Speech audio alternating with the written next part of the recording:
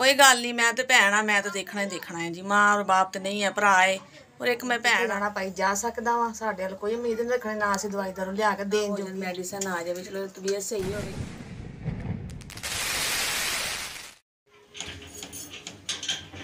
अस्सलाम वालेकुम प्यारे बहन भाइयों, क्या हाल चाल है? ठीक ठाक उम्मीद करती है आप सब भी ठीक ठाक होंगे। जहाँ भी रहे खुश रहे, आबाद रहे, हंसते रहे, मुस्कुराते रहे।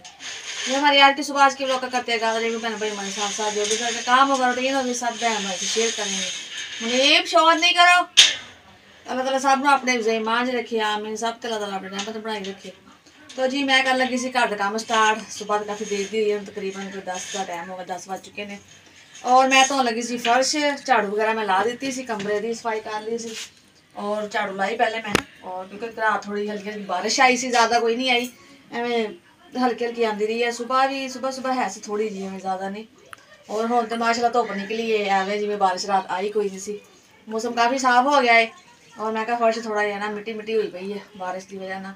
और मैं धो लें और जरा जी साफ हो जाएगा। और अपनी वीडियो स्टार्ट करते भैन भाई ने काम बड़ा घर का शेयर करते हैं।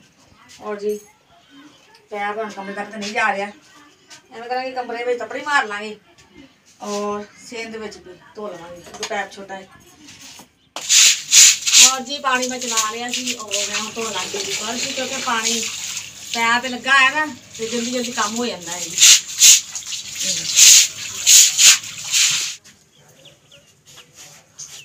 और जी काम कर लिया सी माशाल्लाह सारा जी। बर्तन मैं पहले धो ले सी, फर्श धोने तो पहले और बाद मैं फर्श धो लिया।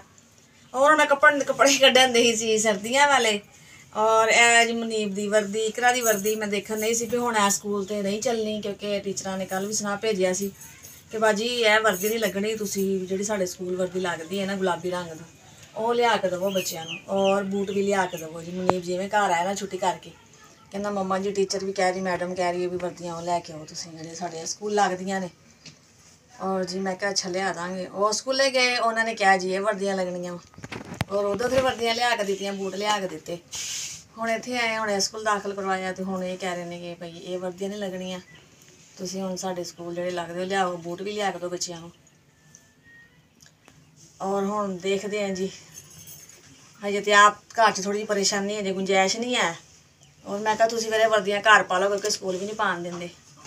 मैं कहा घर पा लो, घर पा पू के इन्हां नूं फिर करो, जिवें गुंजाइश होएगी जी फिर लियावांगे वर्दियाँ और बूट भी। ज़ाहिर है जिवें जिवें महंगाई है चीज़ होर महंगी हुंदी है, जिहड़ी 1000 की चीज़ है वो इस टाइम 2000 की चीज़ है। और सीती सताई वर्दियाँ वैसे ही महंगियां। मुनीब दी मैं तो अभी सीती ही लैके आई सी और इकरा दी घर लिया के सिलवाई सी।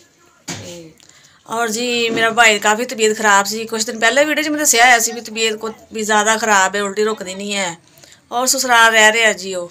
और अज ससुराल वाले छड्ड गए ने इत्थे साढ़े घर दे लागे ने, वो भाई बनया आया वा उन्होंने घर दोपहर का।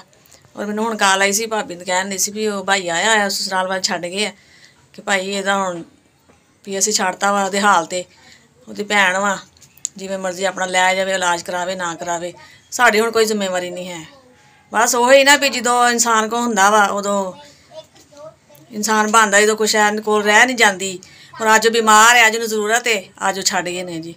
तो कोई गल नहीं, मैं तो भैन हाँ, मैं तो देखना ही देखना है जी। माँ और बाप तो नहीं है, भरा है और एक मैं भैन हाँ, मैं ना वेखांगी तो होर कौन देखेगा। और हुण मैं जा रही अपने भाई नूं उधरों लैण, मैं लैके और घर आवां नूं।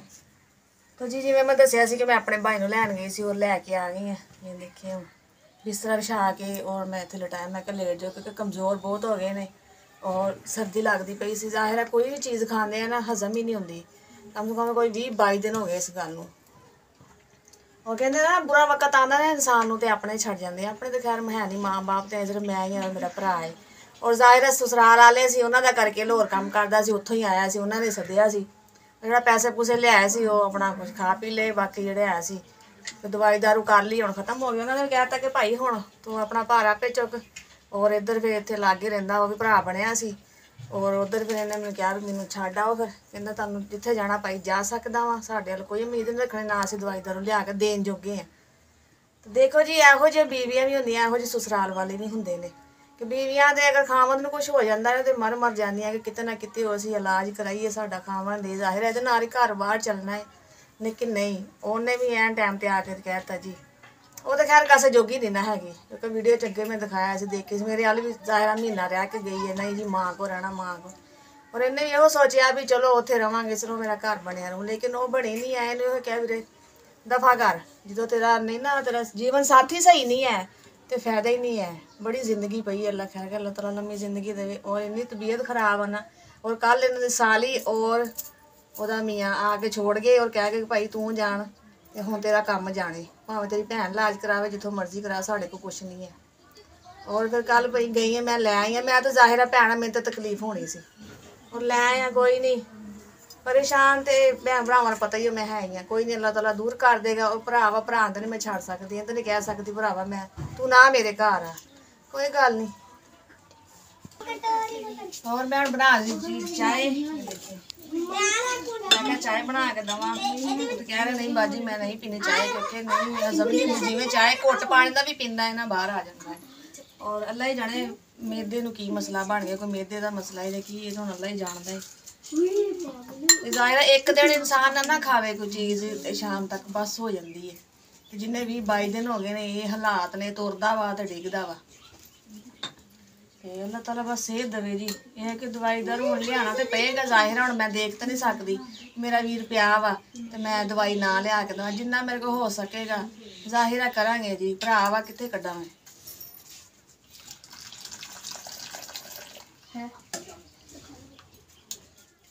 ਇਹ ਵੀ ਕੁਛ ਮੇਰੀ ਕੱਲ ਦੀ ਵੀਡੀਓ ਆ, ਕੁਛ ਮੇਰੀ ਅੱਜ ਦੀ ਵੀਡੀਓ, ਕਿਉਂਕਿ ਕੱਲ ਥੋੜੀ ਜਿਹੀ ਬਣਾਈ ਸੀ, ਉਸ ਤੋਂ ਬਾਅਦ ਮੈਂ ਵੀਡੀਓ ਨਹੀਂ ਬਣਾਈ, ਬਸ ਪਰੇਸ਼ਾਨੀ ਆ ਗਈ।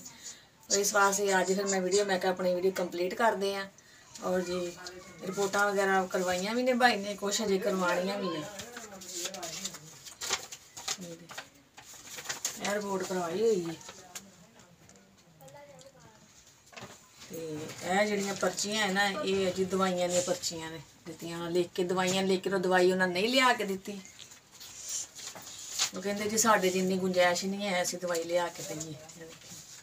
ਇੱਕ ਹੈ ਜੀ ਦਵਾਈ ਦੀ ਪਰਚੀ। ਜ਼ਾਹਿਰ ਦਵਾਈਆਂ ਵੀ ਮਹਿੰਗੀਆਂ ਹੈ ਨਾ। ਇੱਕ ਇਹ ਪਰਚੀ ਹੈ ਜੀ ਦਵਾਈ ਦੀ, ਔਰ ਦਵਾਈ ਕੋਈ ਕੋਲ ਨਹੀਂ ਹੈਗੀ। ਰਿਪੋਰਟਾਂ ਇੱਕ ਰਿਪੋਰਟ ਆ, ਬਾਕੀ ਉਹਨਾਂ ਨੇ ਕਿਹਾ ਰਿਪੋਰਟਾਂ ਹੋਰ ਵੀ ਕਰਾਉਣੀਆਂ ਵਾ।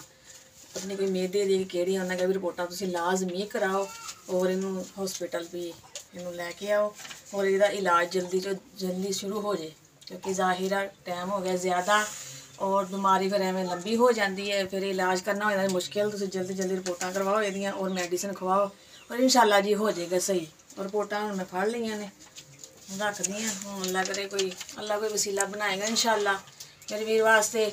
ਔਰ ਜੀ ਰਿਪੋਰਟਾਂ ਕਰਾਵਾਂਗੇ, ਉਹਨੂੰ ਮੈਡੀਸਨ ਵੀ ਲੈ ਕੇ ਦੇਵਾਂਗੇ ਇਨਸ਼ਾਅੱਲਾ।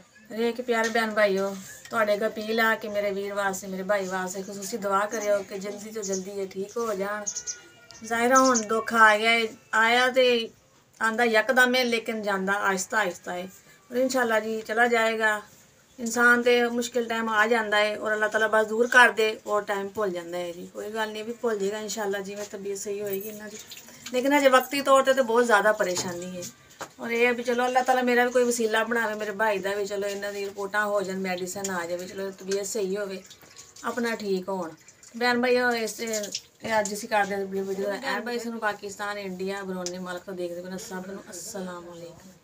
पाकिस्तान जिंदाबाद, अल्लाह हाफिज़। और मैं ये कह रही सी,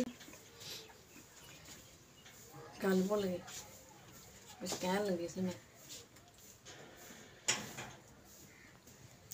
क्योंकि मैं वीडियो बनाई है इस वास्ते क्योंकि मेरा भाई मेरे कोल आया है। क्योंकि हर काम मैं शेयर करती भैन भाई, जो भी मेरे घर की रूटीन है, जो भी गलबात है, मैं कितने जावा आवा। और मैं कहा जी ये भी मैं अपने भैन भाई ने शेयर करा कि मेरे भाई आए ने ज़ाहिरा, क्योंकि मेरे को जो रहना उन्होंने वीडियो बननी है, इस वास्ते मैं आज की वीडियो भैन भाई ने शेयर की सी।